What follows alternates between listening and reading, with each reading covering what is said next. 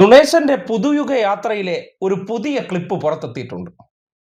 നമ്മൾ കൂടുതൽ ഡെക്കറേഷനും തരേണ്ടതില്ല.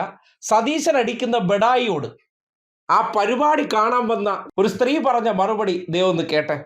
അപ്പൊ 100-ലധികം സീറ്റുമായി നമ്മൾ വരുമ്പോൾ വടക്കാഞ്ചേരിയിൽ ഒരു UDF-ന്റെ MLA ഉണ്ടായിരിക്കണം. അതൊന്നുമില്ല, നമ്മൾ എല്ലാവരും കൂടി, അതാണ് ടീം UDF എന്ന് പറഞ്ഞത്. ഒരുമിച്ചാണ് നമ്മൾ ഈ മുന്നേറ്റത്തിന് നമ്മൾ 100 സീറ്റുമായി ടീം UDF അധികാരത്തിൽ വരും. ആദ്യം നേതാക്കൾ തമ്മിലുള്ള അടി കുറ എന്ന് പാർട്ടിക്കാർ തന്നെ പറയുന്നൊരവസ്ഥ. എന്തൊരു ഗതികേടാണെന്ന് നോക്കണേ. ആ ഡയലോഗ് വരുമ്പോൾ സതീശ എങ്ങനെയാണ് ഉടനടി ഈ മാടമ്പിത്തരം എടുക്കുന്നതെന്ന് നോക്കൂ. ആരെങ്കിലും ഒരു അഭിപ്രായം പറഞ്ഞാൽ, അതായത് നുണേശൻ്റെ ഈ ഡയലോഗുകൾ കേട്ട് തിരിച്ചറിഞ്ഞിട്ട് അവർ പ്രതികരിക്കുമ്പോൾ എങ്ങനെയാണ് മാപ്രകളുടെ ചോദ്യത്തിൽ നിന്ന് സതീശൻ എസ്കേപ്പ് അടിച്ചു പോകുന്നത്, അതേ രീതിയിൽ തന്നെയാണ് ആ വിഷയത്തെയും കൈകാര്യം ചെയ്യുന്നത്. അപ്പൊ 100-ലധികം സീറ്റുമായി നമ്മൾ വരുമ്പോൾ വടക്കാഞ്ചേരിയിൽ ഒരു UDF-ന്റെ MLA ഉണ്ടായിരിക്കണം. അതൊന്നുമില്ല, നമ്മൾ എല്ലാവരും കൂടി, അതാണ് ടീം UDF എന്ന് പറഞ്ഞത്. ഒരുമിച്ചാണ് നമ്മൾ ഈ മുന്നേറ്റത്തിന് നമ്മൾ. ഇതാണ് അവസ്ഥ. സ്വന്തം പാർട്ടിക്കാർക്ക് തന്നെ വിശ്വാസമില്ല.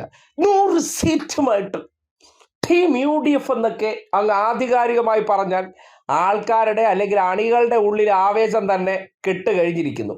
ആദ്യം സ്വന്തം പാർട്ടിയിലെ ഗ്രൂപ്പ് കളി, അല്ലെങ്കിൽ നാടിൻ്റെ 4 സൈഡിൽ കൂടെ 4 മുഖ്യമന്ത്രിമാർ തേരാപ്പാറ നടക്കുന്നൊരവസ്ഥ. ഇതൊക്കെ കൊണ്ടിട്ട് എവിടെ അധികാരത്തിൽ വരാൻ?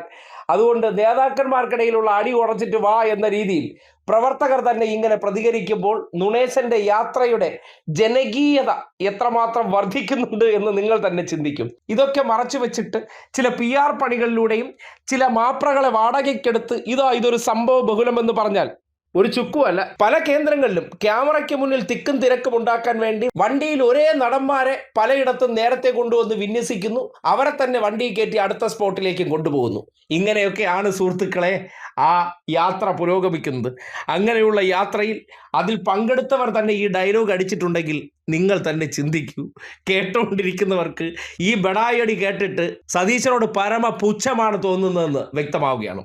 അപ്പൊ 100-ലധികം സീറ്റുമായി നമ്മൾ വരുമ്പോൾ വടക്കാഞ്ചേരിയിൽ ഒരു UDF-ന്റെ MLA ഉണ്ടായിരിക്കണം. അതൊന്നുമില്ല, നമ്മൾ എല്ലാവരും കൂടി, അതാണ് ടീം UDF എന്ന് പറഞ്ഞത്. ഒരുമിച്ചാണ് നമ്മൾ ഈ മുന്നേറ്റത്തിന് നമ്മൾ